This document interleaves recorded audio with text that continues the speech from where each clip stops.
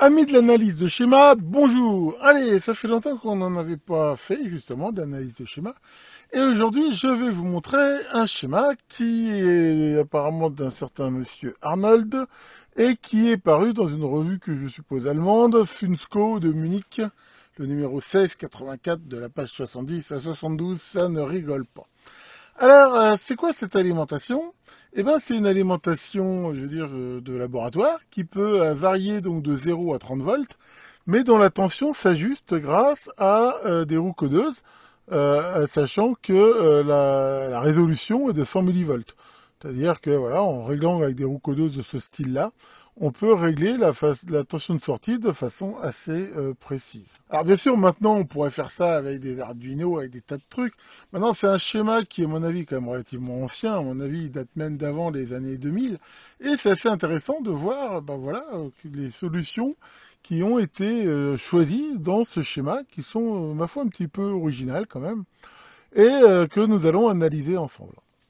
Alors, comme d'habitude, hein, je vous rappelle qu'une des bonnes façons, c'est de repérer, on va dire, un petit peu les patterns. La façon de faire, à la limite, des fois, c'est de partir de la sortie. Ça peut être plus simple que de partir par l'entrée. Et là, on voit que la sortie, on voit bien 0,1 volt à 29,9 volts et 1 ampère. Alors, qu'est-ce qu'on peut voir ici? On peut voir quelque chose qui est quand même assez classique, à savoir un Darlington ici monté en collecteur commun, qui est piloté ici via cet ampli up. Là, hein, je ne dois trop rentrer dans le détail de cette partie-là, mais enfin voilà, qui est assez classique. Hein. On voit ici la contre-réaction qui se fait ici sur l'entrée plus. Donc il va s'arranger ici pour piloter ici le transistor T1, de telle façon à ce que la tension de sortie redivisée ici par ce pont diviseur soit égale ici à celle de l'entrée. Alors ce truc est calculé, hein, on regardera la partie ici commande plus tard, pour que ici une tension de 0 à 10 volts corresponde ici une tension donc de sortie jusqu'à 29 volts. Et donc ça, on peut régler le gain grâce à ce potentiomètre ici, justement, qui permettra de l'ajuster de telle façon que pour 10 volts ici, on est bien 29,9 volts ici à la sortie. Voilà, alors ce qu'on peut repérer ici, hein, de façon très classique aussi, c'est ce système de limitation de courant. Hein, on voit ici une résistance de 1 ohm 4 watts qui est prise là en série avec la sortie. Et de façon très classique, ce transistor qui va s'arranger que dès que la tension ici dépassera les 0,6 volts de la tension base émetteur, il va commencer à conduire et donc quelque part court-circuiter un petit peu le courant de base de ce transistor, ce qui fait la limitation de courant. Donc ça, on voit que c'est un ajustable ici, hein, c'est pas tellement fait pour être réglé de façon continue. Et ben c'est pareil, on l'ajustera de façon à ce qu'elle rentre en fonction pour un courant de sortie de 1 ampère. Enfin ça lui donne quand même une protection contre les courts-circuits. Donc ici on a ce condensateur de sortie là qui fait du filtrage, hein, qui est ma foi relativement fort. Petite précision, mais qui est toujours de mise avec ce genre d'alimentation. Il faudra bien sûr mettre sur ce Darlington, là, ce BD677, un radiateur conséquent. Pourquoi? On voit bien que s'il sort à peu près 0,1 volt, hein, donc quasiment 0, alors que comme on le voit ici, la tension d'avant, elle est ici de 35 volts, à 1 ampère, il va dissiper 35 watts, ce qui est quand même pas une paille. Et donc, il faudra bien sûr lui mettre un radiateur conséquent. Hein, c'est le prix à payer pour toutes ces alimentations qui ont une très grande dynamique de sortie sans aucune pré-régulation. Alors justement, regardons un petit peu avant. Hein, si on revient ici dans la ligne collecteur, on a bien là cette tension qui est justement de 35 volts, donc qui est plus forte que la tension max là, ce qui est bien sûr nécessaire dans la mesure où si on veut pouvoir faire une régulation, il faut quand même se garder un petit peu de tension, on va dire, sous le pied, de façon à pouvoir réguler correctement. Donc voilà pour cette partie, on va dire, de puissance. Alors l'ampli up ici, on peut voir, hein, c'est un très classique LM324. On peut voir qu'il est alimenté d'un côté ici par du 24 volts, hein, qui est fait par cette ZNR là, et de l'autre par une tension négative. Alors pourquoi ici il faut une tension négative? Parce que si on veut pouvoir descendre très bas ici autour de 0 volts, il faut pouvoir ici avoir une tension un petit peu négative, hein, parce que sinon ça descend pas assez bas. Et donc là, ils ont fait cette tension de façon assez astucieuse en reprenant ici l'horloge. On reviendra tout à l'heure sur cette horloge ici qui, grâce à ce système de diodes, en gros, voilà, là on voit qu'il y a ce condensateur de 1 nanofarad ici qui ne laisse plus là que des impulsions par rapport à la masse sont à la fois positives et négatives. Et grâce à cette diode et à cette diode Zener, ici, ben, on obtient ici cette tension à peu près de moins 5 volts, hein, qui n'a pas besoin de fournir beaucoup de courant, mais qui va permettre justement d'avoir pour l'ampli op cette grande dynamique. Et c'est aussi pour ça que là on voit cette limitation à 24 volts, parce que déjà là à 35 volts, il serait déjà un petit peu suralimenté l'ampli op, mais si en plus il a une tension négative, voilà, en gros faut pas dépasser 30 volts, on va dire, entre le plus et le moins. Donc voilà pour ici cette partie là. Donc qu'est-ce qu'on peut voir? On a ici une alimentation, de 0 à 30 volts, qui peut être donnée jusqu'à 1 ampère, et dont la tension de sortie donc dépend d'une tension qui se trouve ici à ce point-là. Alors c'est là que c'est intéressant. C'est que là, le concepteur a voulu donc non pas avoir un réglage avec un bête potentiomètre, mais un réglage de façon avec ce qu'on appelle justement ces fameuses roues codeuses, c'est en fait quelque chose de binaire. Alors pour transformer quelque chose de purement digital, logique, en une tension, il faut ce qu'on appelle un DAC. Alors là, une solution aurait été bien sûr d'utiliser un DAC, mais ça posait déjà un petit problème, c'est que la plupart des DAC attendent en entrée du binaire pur. Or là, ce que j'ai, c'est pas du binaire pur, c'est ce qu'on appelle du BCD. En effet, en binaire pur, si je veux avoir 10 volts, il faudrait que j'affiche en hexadécimal quelque part 0A. Alors qu'en BCD, un binaire icodète décimal, il faut que j'affiche sur celui-là, la première roue codeuse 1, et ici 0. Ça veut dire qu'il faut faire cette conversion entre du code BCD et du code binaire, et ça, c'est pas forcément facile à faire. Il faudrait utiliser, alors il y a des circuits spécialisés pour faire ça, on peut utiliser, j'avais montré sur mon site une EEPROM qui est programmée avec le code qui va bien, mais voilà, c'est pas tellement évident. Alors, il y a des DAC qui acceptent directement du BCD en entrée, mais c'est des circuits qui sont des fois assez rares et généralement assez chers. Donc là, je pense que le concepteur s'est dit, voilà, je veux éviter d'utiliser trop de logique, je veux éviter d'utiliser des circuits trop exotiques, et donc il a choisi une autre solution. Et sa solution, elle est très simple, elle consiste à en fait utiliser une modulation de largeur d'impulsion. C'est-à-dire qu'en gros, il va convertir un rapport cyclique en tension. Et ce rapport cyclique va pouvoir être ajusté à partir ici de ces roues codeuses.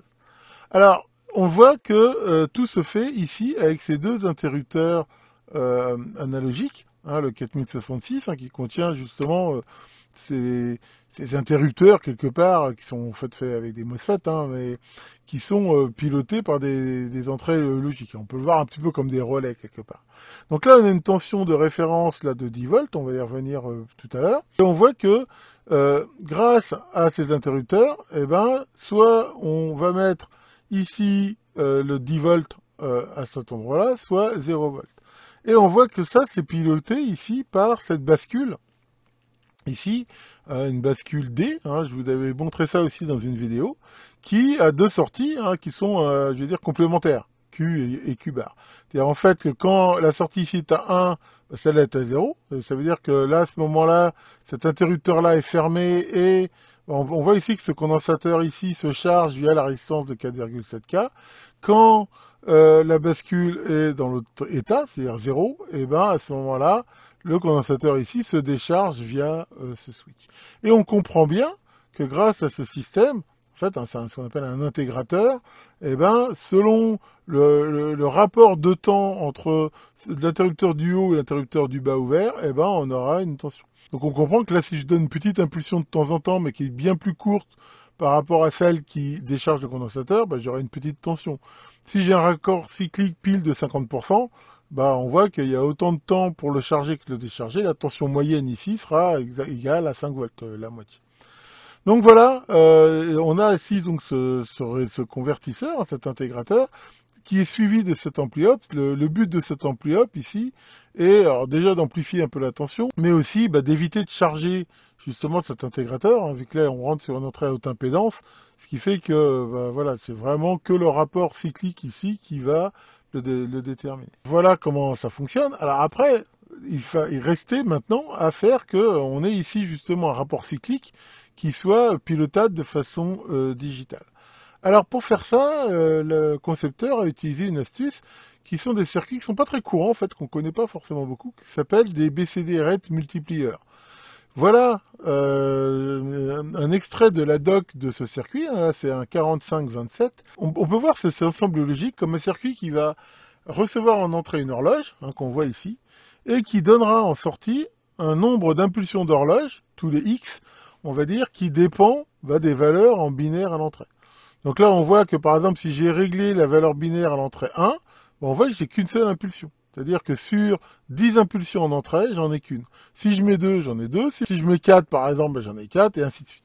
Ça veut dire quoi? Ça veut dire que si on regarde bien, je vais bien ici avoir en gros un nombre d'impulsions qui va être vraiment proportionnel à la valeur qui est en entrée. Cette valeur, si je la mets sous forme de roue codeuse, je vais bien l'avoir directement. C'est-à-dire que si j'affiche 2, ici j'en ai 2. On peut voir qu'on essaie de les distribuer dans le temps de la façon la plus homogène possible, mais c'est pas complètement parfait. Maintenant, c'est pas très grave, parce que ce qui compte, on va dire, c'est un petit peu la tension résultante intégrée. Donc voilà en gros comment ça fonctionne. Et on peut cascader ces circuits, et c'est ça qui fait que, en gros, voilà, là je peux donc régler, on va dire, le nombre d'impulsions ici, donc jusqu'à, en fait, ce qu'a prévu le concepteur, 299. Hein, sachant que là, il y a une virgule quelque part, 29,9.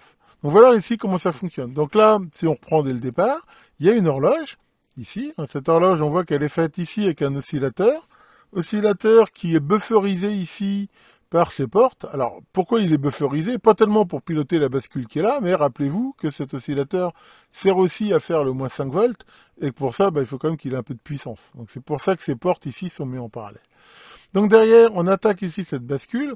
Alors le rôle de cette bascule, qui est montée comme ça, c'est déjà de diviser la fréquence par 2, mais surtout de la symétriser. Là, ici, on n'est pas sûr d'avoir un rapport cyclique exactement de 50%. Derrière une bascule comme ça, là, on est sûr. C'est-à-dire qu'ici, je vais avoir une fréquence, un signal carré, dont la fréquence sera exactement la moitié de celle de l'oscillateur. Alors, comme on voit, ce qui compte dans la stabilité de la tension de sortie, c'est pas la fréquence, c'est le rapport cyclique. Donc en gros, ici, on s'en fout, ça servira à rien ici d'être un oscillateur à quartz, ça améliorerait pas le système. Ici, voilà, l'important c'est d'avoir un système qui varie quand même peu, mais je veux dire, voilà, on voit même que c'est pas critique la fréquence 400 à 500 kHz. Et donc une fois qu'on a ici ce signal, c'est lui qui va piloter des sortes de diviseurs, quelque part, de façon à donner ici, on va dire, un nombre d'impulsions qui dépend de ce qui est affiché ici sur les roues codeuses. Et on peut voir là ces résistances de Pullman. Donc voilà, on a quasiment fait le tour. Reste ici justement la référence. Donc là, pour avoir une tension stable ici de 10 volts, on voit que de l'alimentation de 35 volts, il y a un régulateur qui va donner le 12 volts, qui sert à alimenter ici toute la logique, et sert aussi de référence, voilà, grâce ici à ce pont diviseur, à cet ampli hop là qui est monté en amplificateur suiveur, c'est très classique, qui donne ici 10 volts. Alors, voilà, on a fait le tour de cette alimentation, ma foi est assez originale. Maintenant, au niveau de la stabilité de la tension de sortie, elle va dépendre de quoi en fait? Elle va dépendre déjà de la stabilité ici de la tension de référence. Or ici, d'avoir pris directement ça sur le 68012, c'est stable la sortie d'un 6812, mais enfin pas tellement. C'est vrai que personnellement, moi j'aurais plutôt ici mis une référence, c'est-à-dire au lieu de prendre ici le 12 volts, j'aurais mis ici voilà, n'importe quel système de référence, un LM486, pourquoi pas un LM199 si vraiment on voulait une super stabilité. Ça serait quand même beaucoup mieux d'avoir mis ici voilà, une référence band gap, je pense que ça serait mieux. Après, il va aussi dépendre bien sûr là aussi de la qualité ici du condensateur. Là il a mis un condensateur au Tantal. C'est pas mal, c'est relativement stable, mais c'est pareil, ça peut quand même varier avec la température. Donc là, on aurait intérêt ici à choisir un condensateur de bonne qualité. Enfin voilà, maintenant, d'un autre côté, on voit que la résolution de sortie, là, est de 100 millivolts. On ne demande pas non plus à cette alim d'avoir une méga stabilité. Mais enfin voilà, on peut voir ici qu'avec une poignée de circuits logiques, on peut assez facilement faire finalement ce qui est réellement finalement un convertisseur digital analogique, mais qui prend du BCD en entrée. Donc les réglages là-dessus, ça va être quoi? Ça va être ici d'ajuster la tension de référence de telle façon à avoir 10 volts ici. Une fois qu'on a ça, on réglera ici P1 pour avoir 29,9 volts, de façon à ce que le gain de cet étage-là soit bien ajusté. Et après, bon, on mettra une charge et on ajustera ici P2 pour que la limitation de courant rentre bien euh, en effet pour 1 ampère de sortie. Et ben voilà pour cette petite explication de schéma. C'est vrai que ça faisait longtemps que j'en avais pas faite. J'espère que ça vous aura intéressé. Je vous rappelle que si vous voulez des fois m'envoyer des schémas, vous pouvez. J'en ai encore pas mal en stock. De toute façon, c'est pas ce qui manque. Enfin voilà, c'est très facile. Regardez en commentaire de la vidéo, je vous explique tout.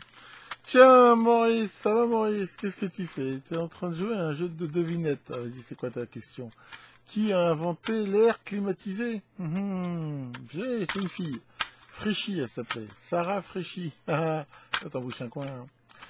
Oui, bon. Celle-là, même Carambar, ils en ont pas voulu. Enfin, c'est pas grave. En parlant de rafraîchir, disons, ça caille. J'ai été promené foufou tout à l'heure, là. Putain, il y avait une espèce de vent froid, là. Je sais pas s'il y a de la neige en Bretagne, nous, ça m'étonnerait qu'on en ait, mais ça caille dur. Enfin voilà, donc le grand Radiatos vous chauffe bien les herpions et à très bientôt pour de nouvelles vidéos.